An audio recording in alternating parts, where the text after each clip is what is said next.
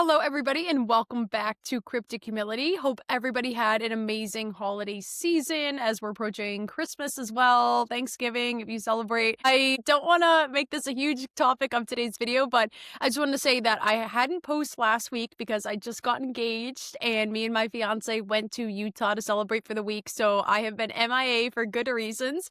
But in speaking of that, this week we're going to be talking about a lot of scams that are happening in the crypto space that I think we need to raise awareness about, but also in raising awareness about them, I want to shed light on a specific group of people that we should be paying attention to. So as always, I'm going to put the top 10 cryptocurrencies on the screen for your review. I'm going to tell you guys, it felt so weird to not go on air this past week. It was nice. I honestly truly needed a break, and the community garden and the nonprofit is seasonal, so I have this season off for the nonprofit as well. So it was just a needed break. But anyways, in taking a break, we have so much to cover now. First thing that we're going to talk about is we're going to talk about the Upbit Japanese exchange and the $30 million that was just hacked on their blockchain. Now, I know this can seem kind of repetitive. We're going through exchanges and hacks and scams that are happening, and it's just kind of like, okay, Vanessa, we hear about this all the time in the crypto space. Why is it important? Today, we're going to be shedding light on the biggest people that are actually involved in all these scams to try to shed light on the truth of this situation with crypto. So Upbit was founded in October of 2017 in South Korea. It is the largest exchange platform in South Korea. Just this past week, $30 million was stolen from their exchange. How this happened in simple terms is that on a public blockchain, we know that you get specific information for miners, for example, or validators to be able to validate your transaction. Well, in doing that, what these hackers could do is they could take the public information that was provided, and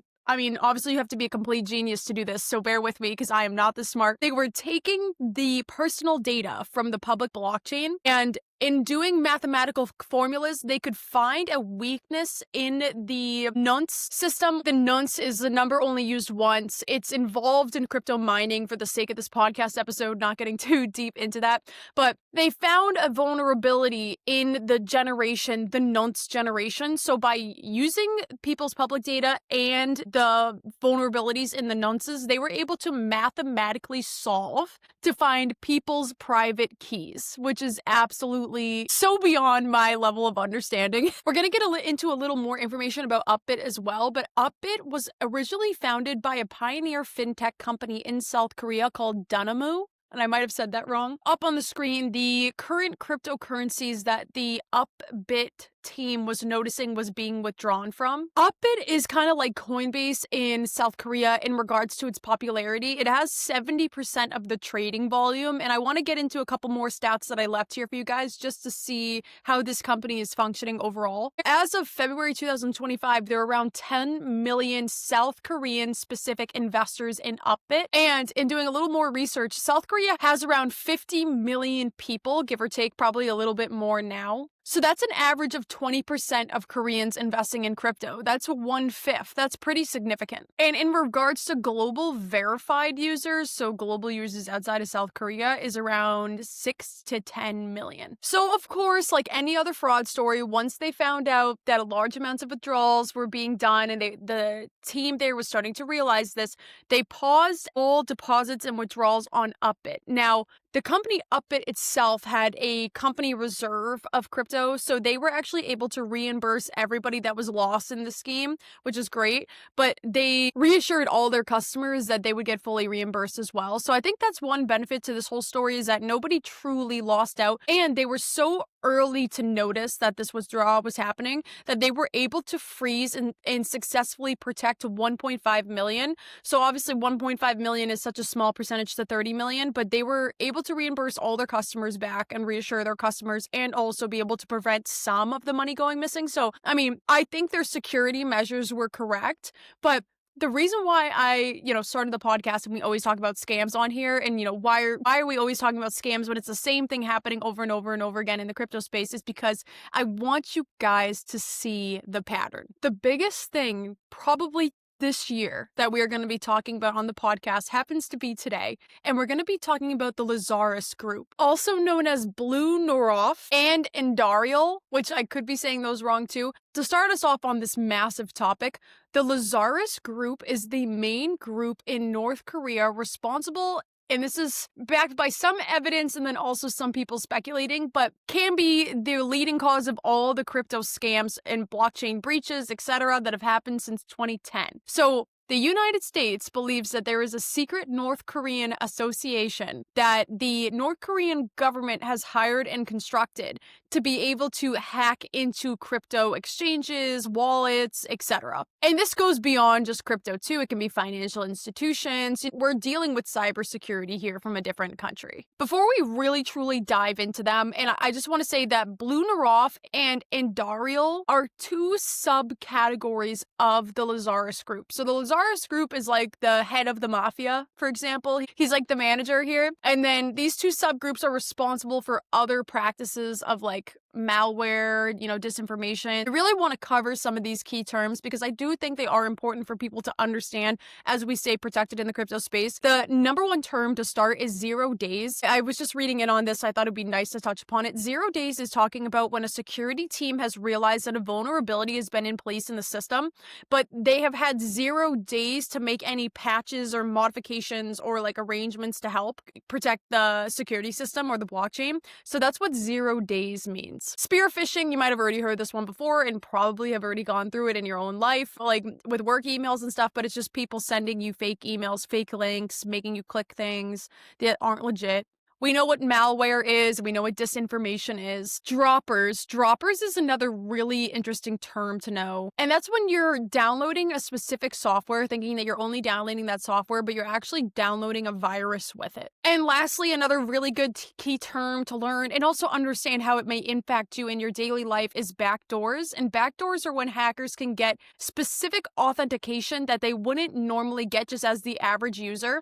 I have a great example of how this can happen to you. So I got off Instagram so long ago, and the reason why I got off Instagram is I actually got hacked. And the way that I got hacked was and again, keep in mind, I was like super young, so I'm very, very vulnerable in this time. They hacked my friend's account, and then my friend reached out to me and asked me like for a code. It was just like such a scam, and I fell for it. And then I found out from my friend that, that it was actually a scammer behind their social media, not actually them.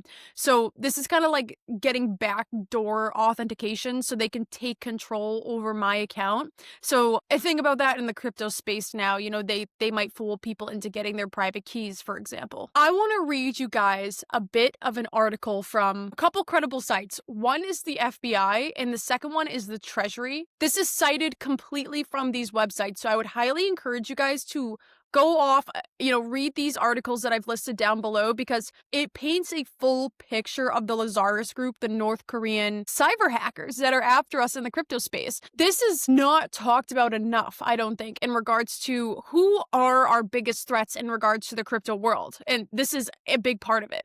All right, so let's read. It says, Lazarus Group was involved in the destructive WannaCry 2.0 ransomware attack, which the United States, Australia, Canada, New Zealand, and the United Kingdom publicly attributed to North Korea in December of 2017.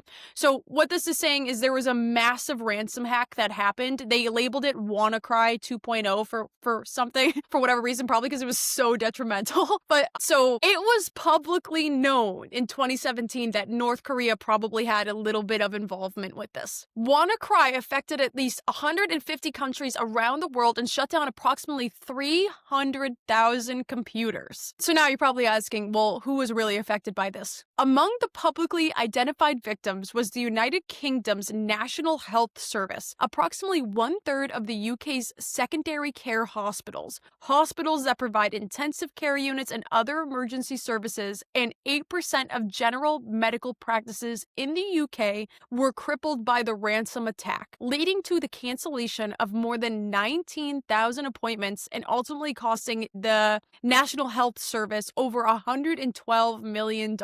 This affected the UK health system and provided a health crisis to 20,000 people. When you think about canceling 20,000 appointments, That's I mean, maybe somebody has like multiple appointments, but I'm saying like roughly that is at least 10,000 people.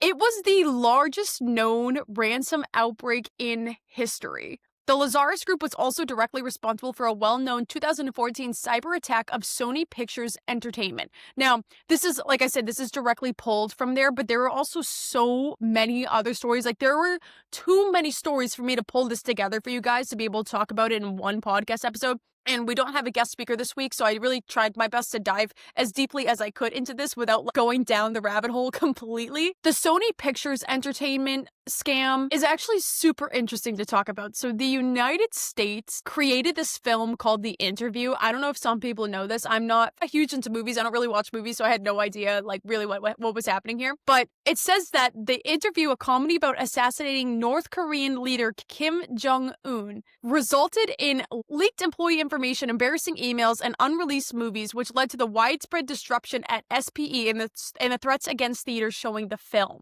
So what had happened here is that people in North Korea were pissed. We mocked their president, I'll go with president, mocked their president in regards to getting their lick back. They completely cyber hacked Sony Pictures Entertainment, which is absolutely wild and scary.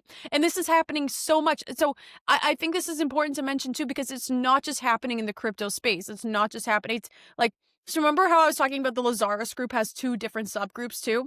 I didn't list in my news today. I mean, I want you guys to do your homework and do your own research because it's so much easier to read things and interpret them like for you. But these 2 subgroups are responsible for other things. So some of them are responsible for outside of the crypto world. Like this was something that had absolutely nothing to do with the financial system whatsoever.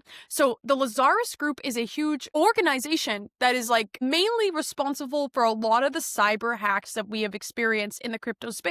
You might just be thinking, oh, we have bad actors in America, we have bad actors here, we have bad actors here. And that's true. We do have this isn't all North Korean hackers, but a big majority of all the hacks that are happening are from North Korea, which is like fascinating to understand and keep that with you, because obviously it's important to monitor this to see, and also be able to get smarter so we can prevent hacks from occurring. So that's why I went through all of those terms with you guys today too. But I digress. To the biggest part of this news event is why. Why is North Korea doing this? And this is like the main point that I want you guys to focus on. Why is North Korea doing this? Why are they hacking us and stealing this money? What's the point? The point is they're using a lot of these stolen funds to provide and grow their nuclear weapons. In the treasury.gov and also the FBI website, you will find how the United States knows this, how they know that North Korea is using this money to go towards nuclear weapons. They have like evidence and representations, and you can go and check that out. But I think that that's really fascinating to note, that they are basically siphoning our crypto and money and investments and stuff. They're siphoning that, and I have no idea what their plan is. So I think that, not to, I don't want to fear-monger you guys. Like, there's really, don't worry, I think we'll be fine. But I just think that it's worth paying attention to, that this is a pattern that's happening. And I feel like we pin each other against each other in the United States about crypto in a way, like we don't know who to trust, when really it's not entirely us that are the enemy here that are preventing the crypto space from thriving. Next scam that we need to talk about is the Chrome Copilot, also known as Crypto Copilot. So before we even get into this, I have to understand why anybody would really ever do this. But what Crypto Copilot was a browser extension that you could use that would allow you to place trades directly on Solana through X. I don't know why people wouldn't just go onto the Solana blockchain directly. I'm not entirely sure what the thrill was to be able to do this through X. I don't know, maybe people just wanted more convenience. But of course, with anything, you have to make sure that you're using a verified source. So apparently there was another platform called Crypto Copilot that was actually legit, but this Crypto Copilot was the hack. When they would download it to use it and transfer money from their wallet on Solana, for example, there was always a hidden fee that was going to the hacker's wallet. So every time that you process a transaction through X for Solana, you were paying a unknown fee to the hacker. And people couldn't see this because it was kind of like hidden in regards to the transaction taking place. Like nobody had to consent to the second transaction. So instead of one transaction that they were approving that they knew of for their Solana wallet or whatever it might have been, their Solfair, their wallet, they were experiencing another fee. Now, one of the great things about this is that there were only 12 to 15 people that were affected, but still 12 to 15 people in the crypto space. You know, if they're all trading $50,000, that could be a huge chunk of change that was lost. So even though this is a small amount of people affected, truly it doesn't matter. It all depends on how much they are trading.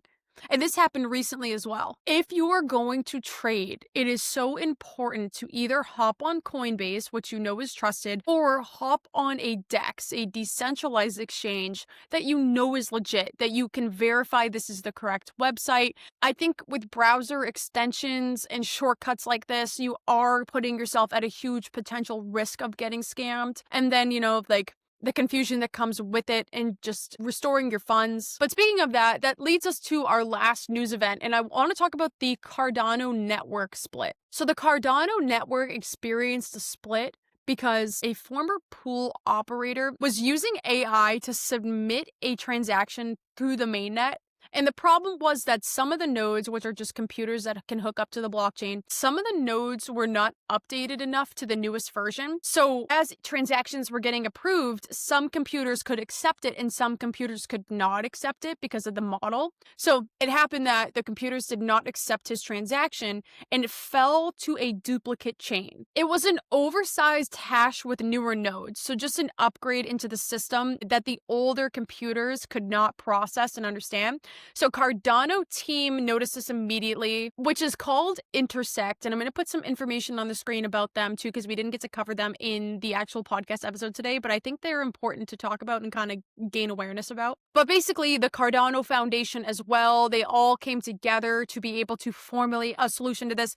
Thankfully, nobody's wallets were stolen, no money was stolen, nothing was hacked. Everything could continue on peacefully. It was just interesting to know that if you're not updating the software, your technology 24/7, you can also be, you know, in trouble in regards to scams and schemes. It's so important to always make sure that your hardware is updated, your computer is updated, storage, like storing stuff. I just think that it will help you prevent scams from occurring as well, just like this. And honestly, this isn't really a scam. It's just to show that technology is always evolving. It's important that you're always evolving with it. And no, it's great that there wasn't any bugs or any hacks in this system, but it just goes to show how delicate technology really is if we're not paying attention to it. What the Cardano team did is they just revamped all their nodes, all their computers to make sure that they were aligned accordingly to the newest and most modern technology. This happened on November 21st, 2025, so it literally happened this past week. This caused Upbit, Coinbase, it caused a lot of large exchanges to pause their deposits and withdrawals on ADA, which is the native token for Cardano. And just to make sure, you know, as a precaution that this wasn't another hack that was going to occur.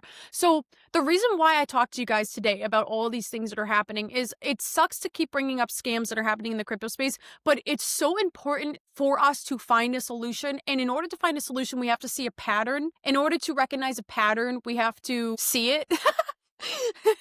I don't know where I was going with that. The Lazarus Group, I really want you guys to zoom in on. I really want you guys to read these articles, do some work on it. I would love to continue to talk about it too, and we probably will, because this has been happening since 2010. In those two links that I provided for you down below, it's just it just doesn't end in regards to how many things they were involved with. And then from there, you know, once we raise more awareness about it, I think we can come together as a team, and the more people that we talk to that are in cybersecurity, and we can try to see why this is, and also the deeper hidden purpose and mission behind it, which I told you guys about that we need to stay open to as well. So I want to thank you guys so much for tuning in this week. And if you have any questions, you can always let me know. You can comment directly below on X or on Spotify. And a little bit about my Utah trip, I learned how to ride a horse. We rode through the terrain in Utah, which was absolutely amazing. 10 out of 10. If you've never been to Utah, I highly recommend. We went to Bryce Canyon, Zion National Park. We did take a day trip to Vegas, which was pretty cool. And then the whole last day we spent learning from an actual ranch how to ride horses through the terrain. It was just amazing. I'm so grateful. And 2025 was definitely a highlight year between starting the podcast and moving forward with my partner. So I am just so grateful, and I hope everybody has a great Christmas. We do have more guests coming on, as I've said. I have been kind of wishy-washy around scheduling them just because the last couple weeks have been crazy with this. So hopefully the show will be a little bit smoother running forward for December as we ease into Christmas. Thank you guys again so much for watching. I hope you have a great week, and this is Cryptic Humility.